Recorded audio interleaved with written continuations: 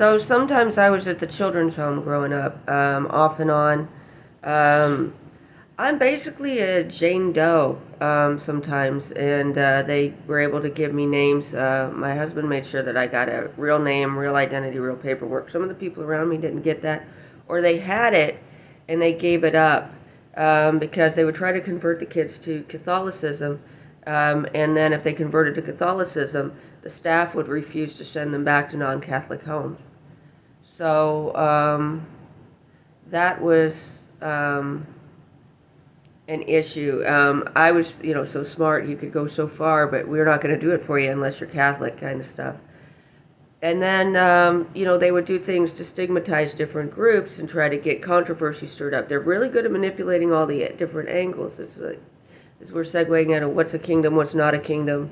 Some of these religions who don't know the difference between kingdom and non-kingdom. In Tibet, who was the ruler of the country, there was a question. In Bhutan, there's not a question. There's a king and a parliament, I think. So, and the religious establishment is very important, but it's not in charge.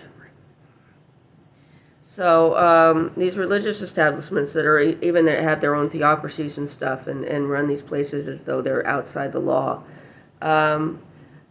Sherry Clay lives over there. She now lives here with us too. About 10 years older, maybe not quite that much, but she was working there and she taught all these kids. She brought in these old storybooks, very racist storybooks. Kids all like to watch it, but I couldn't understand why the black kids in the back of the class were crying. And but she would teach us, there's a place in France where the ladies wear no pants, or Cinderella, dressed in yellow, went downstairs to kiss a fellow, accidentally kissed a snake. How many doctors does it take? And then I wasn't around, but she sent this to me remotely. Chinese, Japanese, dirty knees. Look at these. I mean, references to sex, references to racism. I'm trying to think there's another one. Inka Binka bottle of ink, the ink spilled and you stink. Then I get to high school. I'm studying German and I'm going, eins, zwei, drei, der Hunde legt ein Ei. Except it's really easy to say die Henne. And that's one of the ways that they used to taunt the Jews. And then, I don't know if this one's awful, but eins, zwei, drei, vier, fünf, sechs, sieben, wo ist denn mein Schatz geblieben? Ist nicht hier, ist nicht da. Ist wohl in America.